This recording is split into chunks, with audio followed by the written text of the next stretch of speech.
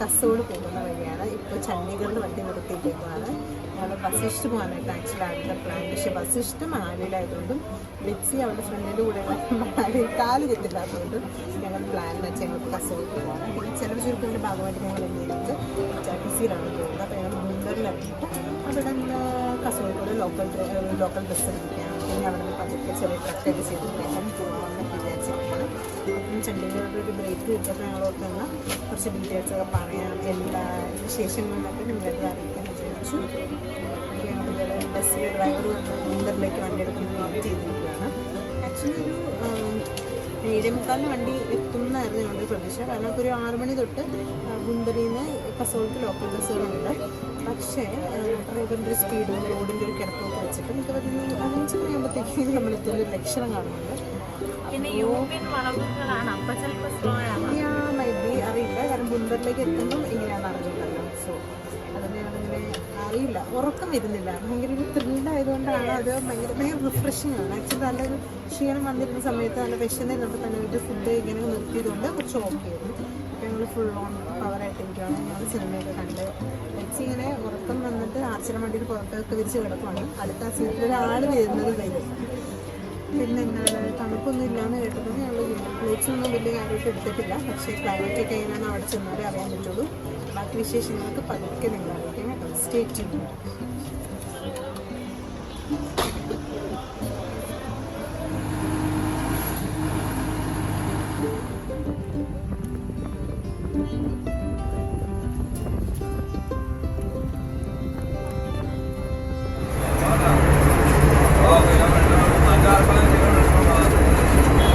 Kilometre है ये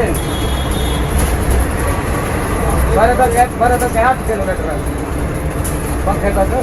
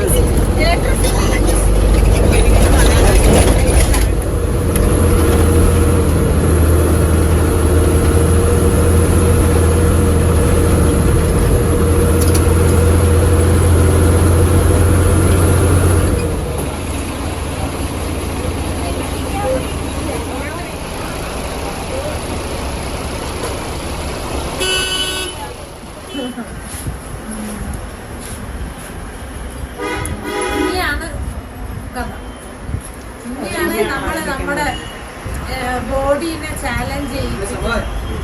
നമ്മളെ പറ്റുമോ? അവിടെ എത്തുമോ? കേക്കൊക്കെ ഫ്രണ്ട്ലിസ്റ്റോട് പറയാം. ഇങ്ങനെ പറയുന്നു നീ ഇപ്പൊ ക്രൂവലായി നമ്മള് ചിലപ്പോൾ പറഞ്ഞു ചണ്ഡീഗഡ് എത്തിയപ്പോഴാണ് വിചാരിച്ചത്. അപ്പം ചണ്ഡീഗഡിൽ നിന്ന് ഞങ്ങൾക്ക് അവിടെ ബസ് നിർത്തിയിട്ടുണ്ടായിരുന്നില്ല. നമ്മൾ ഒരു രാവിലെ ഒരു 7:45 കഴിഞ്ഞപ്പോഴാണ് നമ്മുടെ ബുന്ദറിലെത്തിയത്. ഈ ബുന്ദറിൽ അവിടെ ഞങ്ങളൊരു ഹോം സ്റ്റേ എടുത്ത് ജസ്റ്റ് ഒന്ന് ഫ്രഷൊക്കെ ഞാൻ ആ ഹോം സ്റ്റേ നിന്ന് ആ വീടൊന്ന് കാണിച്ചു തരാമെന്ന് വിചാരിച്ചു. സമയത്തിൽ തന്നെ ഞങ്ങൾ ജസ്റ്റ് 1 മണിക്കൂറത്തേക്ക് വേണ്ടി എടുത്ത ഒരു റൂമായിരുന്നു. കിടന്ന് ഫ്രഷായിട്ട് അവിടെ നിന്ന് ഒരു ലോക്കൽ ബസ്സിന് പോകുന്നു ഞങ്ങൾ കസോൾക്ക്. ഇപ്പം കസോൾ എത്തിയതേ ഉള്ളൂ. എനിക്ക് തോന്നുന്നു ഏകദേശം ഒരു 2 മണിക്കൂർ ജേണി ഉണ്ടായിരുന്നു അല്ലേ, ഒരു 2 hour ജേണി ഉണ്ടായിരുന്നു കസോളിലേക്ക്. ഇപ്പം ഞങ്ങൾ വന്നിട്ട് കുറച്ച് ഫുഡൊക്കെ കഴിക്കാണ്ടിരിക്കുകയായിരുന്നു. അപ്പോൾ ഇവിടെ അതെ ഹർജ ഇവിടുത്തെ ഒരു ജർമ്മൻ ബേക്കറിയിൽ നിന്ന് ഒരു വാൾനട്ട് കേക്കും ഒരു ബനാന കേക്കും പിന്നെ ചോക്ലേറ്റ് കേക്കും, ഒരു ചോക്ലേറ്റ് കേക്കിൻ്റെ പീസായിട്ട് വന്നത്. ആക്ച്വലി ഇത് കുറച്ച് ഹാർഡാണ്, പക്ഷേ ടേസ്റ്റ് ഉണ്ട്. എന്നാലും ബനാന കേക്കാണ് കുറച്ചുകൂടെ നല്ലത്. ഇതിലാണ് ചോക്ലേറ്റ് കേക്ക്സ് കുറച്ചുകൂടെ നമ്മുടെ നാട്ടിൽ കുറച്ചുകൂടെ നല്ല കിട്ടുമെന്ന് തോന്നുന്നു. ബ്രൗണി ഒക്കെ കഴിക്കുന്ന പോലെ വാനില ഐസ്ക്രീമിൻ്റെ കൂടെ കഴിക്കുന്നത് കുറച്ച് നന്നായിരിക്കും. ഇവിടെ മറ്റു നമ്മൾ നോൺ വെജ് അധികം കഴിക്കണമെന്ന് വിചാരിച്ചിട്ട് ഫ്രൈഡ് റൈസും പിന്നെ മാഗിയാണ് ഓർഡർ ചെയ്തത്. ഇനി അങ്ങോട്ടും ഫുൾ മാഗി തന്നെ ആയിരിക്കും. അതുകൊണ്ടാണ് ഞാൻ മാഗി വേണ്ടാന്ന് പറഞ്ഞത്. പിന്നെ അറിയില്ല കഴിച്ച് നോക്കിയിട്ട് ബാക്കി ഡീറ്റെയിൽസ്. പിന്നെ വൈകിട്ടിന് മുന്നേ ഗ്രഹണം എത്തണം, എന്നാലാണ് ഗ്രഹണിലൊരു ഈവനിങ് വൈബൊക്കെ പിടിക്കാൻ പറ്റുള്ളൂ. അപ്പം ഗ്രഹണിക്ക് പോകുന്ന വഴി എങ്ങനെയാണെന്നുള്ള അറിയാം. ഞങ്ങൾ വേറെ ആക്ച്വലി ഒരു സൈഡിൽ കൂടെ ഒരു നല്ലൊരു ട്രെയിൻ കണ്ടു, പക്ഷെ അത് ഗ്രഹണിലേക്ക് പോകണതല്ല, വേറൊരു വഴിയാണ്. ഇത് പോകുന്ന വഴി ചലാറുണ്ട്. വരുന്ന വഴിയാണെങ്കിൽ ഞങ്ങൾ മലന വില്ലേജിൻ്റെ ഹൈഡ്രോ ഇലക്ട്രിക് പ്രൊജക്റ്റ് ഒക്കെ കണ്ടു. ഭയങ്കര രസമുണ്ടായിരുന്നു. അപ്പം കൂടെ ഞാൻ ഒരു അങ്കിള് പറഞ്ഞു അതിൻ്റെ പുറകിലാണ് മലനൊക്കെ. ആ വിഷ്വൽസ് ഞങ്ങൾ കാണിച്ചു തരാം. ആക്ച്വലി ഭയങ്കര നല്ല കുന്തരിന്ന് എനിക്ക് തോന്നുന്നു ഇവിടെ നമ്മുടെ കസോൾ വരെയുള്ള റൂട്ട് എന്ന് പറഞ്ഞാൽ ഭയങ്കര രസമാണ്. പക്ഷേ എനിക്ക് കുറേ കൂടെ ഒരു ഷിംലയിൽ ടോയ് ട്രെയിനിൽ പോയ സമയത്ത് കണ്ട കുറേ വഴികളും പിന്നെ ഒരു ധർമ്മശാലയിൽ നിന്ന് ധരംകോട്ട് പോകുന്ന ആ ഒരു റൂട്ടൊക്കെ പോലെ ഏകദേശമാണ്. കാരണം പൈൻ മരങ്ങളായിരുന്നു മൊത്തം. പിന്നെ സൈഡിൽ കൂടെ പുഴയൊക്കെ ഉണ്ട്. ഭയങ്കര രസമുള്ള വ്യൂ ആയിരുന്നു.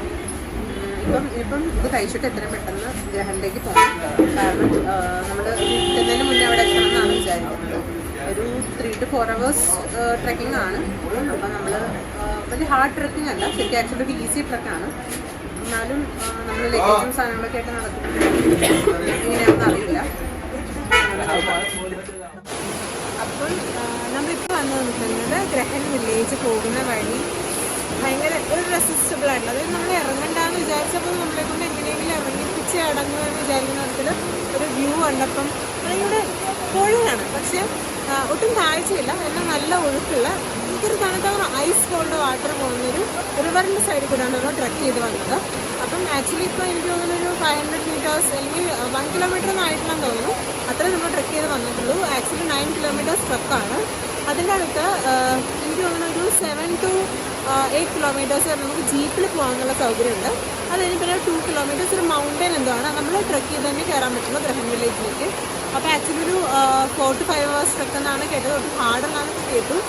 പക്ഷേ ഇതിപ്പം നിങ്ങൾ ജസ്റ്റ് ഒന്ന് റെസ്റ്റ് എടുക്കാൻ വേണ്ടി വെറുതെ ഒന്ന് ഇരുന്നാണ്. ഭയങ്കര തണുത്ത വെള്ളം, കുറേ പൈൻ മരങ്ങൾ, അങ്ങനെ ഭയങ്കര ഒരു പറഞ്ഞറിയിക്കാൻ പറ്റാത്ത തരത്തിൽ ഭയങ്കര രസമായിട്ട് തോന്നി.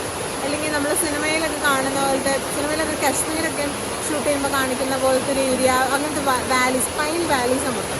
അതിന് നദിയെ കൂടെ ഈ പുഴയ്ക്ക് പോകാൻ വേണ്ടി മാത്രം വെട്ടിയിട്ടിരുന്ന പോലത്തെ ഒരു വഴിയൊക്കെ. അപ്പം അങ്ങനെ അത്ര ബ്യൂട്ടിഫുൾ ആയിട്ട് കാണുന്നത് ഗ്രഹൺ വില്ലേജ്. എനിക്ക് തോന്നുന്നു എന്തായാലും നമ്മളിങ്ങനെ ആടിക്കുള്ളിയൊക്കെ പോകുന്നത് സന്ധ്യയാണെന്ന് തോന്നുന്നു. എന്നാലാണ് അവിടുത്തെ ഒരു സന്ധ്യയുടെ വൈബ് ഒന്ന് അറ്റൻഡ് ചെയ്യാൻ പറ്റുമെന്ന് തോന്നുന്നു. എന്തായാലും ബാക്കി വിശേഷങ്ങൾ നമുക്ക് അവിടെ പോയിട്ട് കാണാം. ഞാൻ പറയുന്നത് എനിക്ക് കേൾക്കണമെന്ന് പറഞ്ഞാൽ അത്രയും ഒഴുക്കാണ് ഇവിടെ. അപ്പോൾ വെള്ളം അത്ര ഫോഴ്സിലങ്ങനെ പോകുമ്പോൾ നമുക്ക് ആ സൗണ്ടേ കേൾക്കുന്നുള്ളൂ. എത്ര ദൂരം നമ്മൾ നിന്നാലും ഈ സൗണ്ട് മാത്രമേ കേൾക്കുന്നുള്ളൂ. ഞാൻ പറയുന്നത് കേൾക്കുന്നുണ്ടോ? നമ്മുടെ ഇന്ത്യയുടെ ഒരു പ്രത്യേകത എന്ന് പറഞ്ഞാൽ ഏത് ഒരു ടൂറിസ്റ്റ് പ്ലേസ് പോയാലും രാഹുൽ ലവ് സരിത, ഏറ്റവും ലവ് സിവൽ അതുപോലത്തെ ഒത്തിരി സാധനങ്ങൾ കാണണം. പക്ഷേ ഇവിടെ ഏറ്റവും എക്സൈറ്റിംഗ് ആയിട്ടുള്ള സാധനങ്ങൾ green India clean India, green India clean India. അപ്പുറത്തേക്ക് വെള്ള സാധനം പറഞ്ഞപ്പോൾ നിയർലി 9 kilometers വരുന്ന ട്രക്കാണ്. അപ്പം ഇതിനകത്ത് 7 to 8 kilometers എന്ന് പറയുന്നത് നമുക്ക് ഈ വരുന്ന വന്ന് ജീപ്പിൽ പോലെ പോകാവുന്നതാണ്. അത് കഴിഞ്ഞ് അവിടെ നിന്ന് 2 kilometer അടുത്തൊരു മൗണ്ടൻ ട്രക്കാണ്. അത് നമ്മൾ നടന്ന് തന്നെ കയറണം. ഞാൻ അത് വിചാരിച്ചിട്ട് നമ്മൾ കൊളുക്കുമലൊക്കെ പോകുന്ന സ്ഥലത്തുള്ളവരുടെ നമ്മുടെ ജീപ്പുകളായിരിക്കും. പക്ഷേ ഇവിടെ ഇങ്ങനത്തെ ഓപ്പൺ ജീപ്പുകളാണ്. അടുത്തായിട്ടൊന്നും വരുവാണെങ്കിൽ നമ്മൾ ട്രൈ ചെയ്യാമെന്ന് വിചാരിക്കുന്നു. ഈ സ്ലോ റൈഡ് ആൻഡ് 7 hours അല്ലെങ്കിൽ നമ്മൾ മറ്റേ ആനിമേഷൻ മൂവീസൊക്കെ കാണുമ്പം അവിടെ കാണിക്കുന്ന പോലത്തെ അതിൻ്റെ ഉള്ളിലേക്ക് ആൾക്കാർ കിടക്കുമ്പം ഭയങ്കര വെളിച്ചം, വേറൊരു ലോകം എന്നൊക്കെ പറയുന്നതാണെങ്കിൽ അപ്പം നമ്മൾ കയറി ഞാൻ ആദ്യം പറഞ്ഞാൽ നിങ്ങൾ ഓർത്തെന്ന് വിചാരിക്കുന്നുണ്ടോ, നമ്മൾ വണ്ടി വന്നു കഴിഞ്ഞിട്ട് പിന്നെ ഒരു 2 കിലോമീറ്ററിൻ്റെ അടുത്ത് ഒരു ഭയങ്കര സ്റ്റീപ്പായിട്ടുള്ളൊരു ട്രക്കാന്ന് പറഞ്ഞു. അതിന് ആക്ച്വലി 2 പേരുണ്ടെന്ന്. ജംഗിൾ വേ എന്ന് പറയുന്ന 1 മണിക്കൂർ പോകാൻ പറ്റുന്ന, അത് കുറച്ചും കൂടി ഒരു ലോങ് റൂട്ടാണ്, പക്ഷേ സ്റ്റീപ്പല്ല. ഇതെന്ന് പറയുന്നത് കുറച്ചും കൂടെ ഷോർട്ടാണ്, പക്ഷേ കുറച്ച് ടഫാണ്. പക്ഷെ ഞങ്ങൾ ആലോചിക്കുന്നത് വെച്ചാൽ ഈ വഴി പോകുന്നതാണ്. കാരണം ഇത് കുറച്ചുകൂടെ ഷോർട്ടാണ്, കാരണം മഴ പെയ്യുന്നുണ്ട് ചെറുതായിട്ട്. അപ്പം നമ്മൾ ഇച്ചിരി കൂടെ വൈകി കഴിഞ്ഞാൽ ചിലപ്പം വഴി കുറച്ചും കൂടെ സ്ലിപ്പറി. അപ്പം ഇത്രയും പെട്ടെന്ന് എത്തുന്ന വഴി കൂടെ പോയി നല്ലതെന്ന് വിചാരിച്ചിരിക്കുകയാണ്.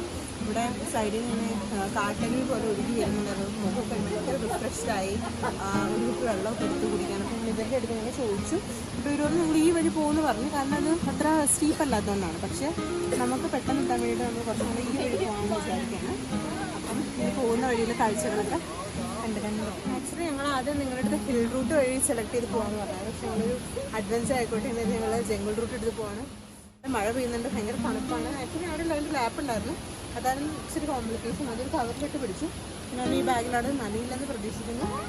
അപ്പോൾ ആക്ച്വലി ഒരു മാർക്കിങ്സ് ഒന്നുമില്ല, ജസ്റ്റ് കുതിരയുടെ കാൽപ്പാടുകൾ ഫോളോ ചെയ്ത് ഞങ്ങൾ പോവാണ്. എവിടെയൊക്കെയൊന്നും അറിയില്ല, പക്ഷെ ഇച്ചിരി ലോങ് റൂട്ടാണ്. അതുകൊണ്ട് വെയിറ്റ് ചെയ്ത് പോകുന്നില്ല. മാക്സിമം റെസ്റ്റ് കുറച്ചെടുത്തിട്ട് പോകാൻ വേണ്ടി ശ്രമിക്കുകയാണ്. ഓൾമോസ്റ്റ് എത്താറായി. ജസ്റ്റ് അതിൻ്റെ ടോപ്പിൽ നിന്നിട്ട് താഴെയായിട്ട് ഒരു ചെറിയ വില്ലേജാണ് ഗ്രഹം. ഇവിടുത്തെ വഴിയെന്ന് പറഞ്ഞാൽ എനിക്ക് ഓക്കെ ഈ നല്ല മഞ്ഞ സമയത്ത് വയനാടിൻ്റെ വ്ളോഗ്സൊക്കെ കണ്ടിട്ടുണ്ടോ? അതായത് ഭയങ്കര കാപ്പിത്തോട്ടത്തിനിടയിൽ ഭയങ്കര മഞ്ഞിൻ്റെ ഉള്ളിൽ കൂടെ ഉള്ള വഴികൾ. അതുപോലെ ഇപ്പം മഴ പെയ്ത് തുറന്നിരുന്നാലും കുഞ്ഞു പൈൻ ചെടികളാണ്. മഴയുടെ തുള്ളി കഴിഞ്ഞാൽ ഒരു ഭയങ്കര രസമാണ്. അങ്ങനത്തെ ഒരു കുറച്ച് നേരമുള്ള വഴികളാണ്. എനിക്ക് തോന്നുന്നു ജസ്റ്റ് ഇതുപോലത്തെ കുറച്ചൊരു മേ ബി ഒരു ഹാഫ് ആൻ അവർ, ഒരു 45 മിനിറ്റ്സിൻ്റെ ഒരു ട്രക്കിങ് കൂടെ കഴിഞ്ഞാൽ നമ്മൾ ഗ്രഹം എത്തും. അവിടെ എത്തി അവിടെ എങ്ങനെയാണ്, അവിടെ ഒരു വില്ലേജ് ആണെന്ന് പറഞ്ഞു. നമ്മുടെ വില്ലേജ് പോലെയാണോ, എങ്ങനെ സ്റ്റേ, അതൊന്നും തീരുമാനിച്ചിട്ടില്ല. അപ്പം അവിടെ ചെന്നിട്ട് വേണം നോക്കാൻ. എന്തായാലും നമുക്ക് ഇതിലേക്ക്